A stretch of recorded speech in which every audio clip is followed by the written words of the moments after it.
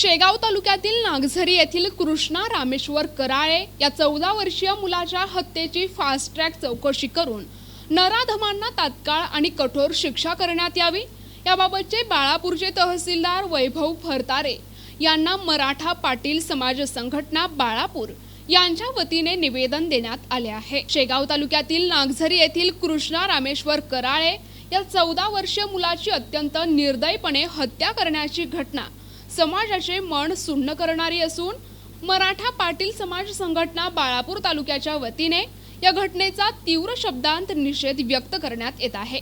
समाजात अशा प्रकारची वृत्ती समाज विघातक असून अशा घटनांची पुनरावृत्ती होणार नाही यासाठी निष्पाप बालक कृष्णा याच्या हत्येची जलद न्यायालयाकडून चौकशी करण्यात यावी आणि या हत्येत सहभागी असलेल्या नराधमांना फाशीची शिक्षा व्हावी। तसेच आरोपी जवळ अंदाजे 2 कोटींच्या वर मोठ्या प्रमाणात संपत्ती 2 वर्षांत जमा झाली आहे।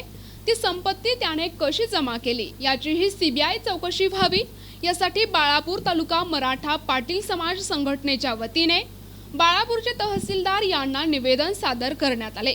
यावेळी बाळापूर तालुक्यातील मराठा पाटील समाज मोठ्या संख्येने उपस्थित होता। 23 तारखेला नागझरी तालुका शेगाव इथे एक दुर्दैवी घटना घडली। एका चिमुकल्याचा 14 वर्षीय कृष्णाचा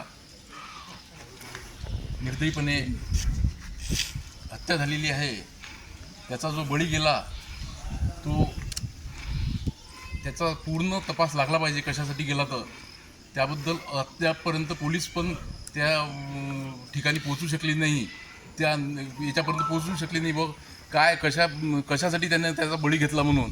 त्यामुळे ते जो प्रकरण आहे ते फास्ट ट्रॅक कोर्टात चालवून लवकरात लवकर जे आरोपी आहेत त्यांना जास्तीत जास्त शिक्षा झाली पाहिजे।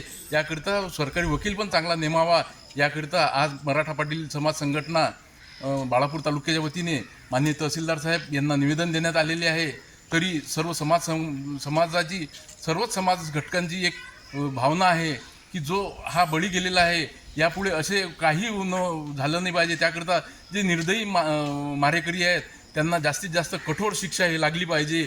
त्याकरिता सर्वांनी प्रयत्न करावे एवढीच अपेक्षा। त्याच्या संपत्तीची जो मारेकरी आहे त्याची 2 वर्षात वाढलेली संपत्ती जी आहे ते कशी वाढली याकरिता सुद्धा पूर्ण चौकशी झाली पाहिजे ही सर्वांची मागणी आहे। जो शेगावला बळी देण्यात आला त्याची चौकशी 2 पद्धतीची करायला पाहिजे खास करून पोलीस विभागानं आणि प्रशासनानं।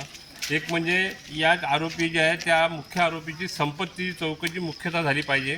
आणि दुसरी गोष्ट आज गेल्या 4 दिवसापासून अनेक चॅनलवर काही परिस्थितीजन्य पुरावे सापडून राहिलेत, तर हा नरबळी आहे का आणि नरबळी असेल तर त्या संबंधानं चौकशी करून जादूटोणा विरोधी कायद्याअंतर्गत गुन्हा दाखल करून नरबळीची केससुद्धा चार्जशीट दाखल करण्यात यावी ही सुद्धा मागणी मराठा पाटील समाजाची बाळापूर तालुक्यातील आहे आणि त्याची काळजी प्रशासनाने घ्यावी हेच आमचं निवेदन आहे। NTV news Marathi Balapur Akola.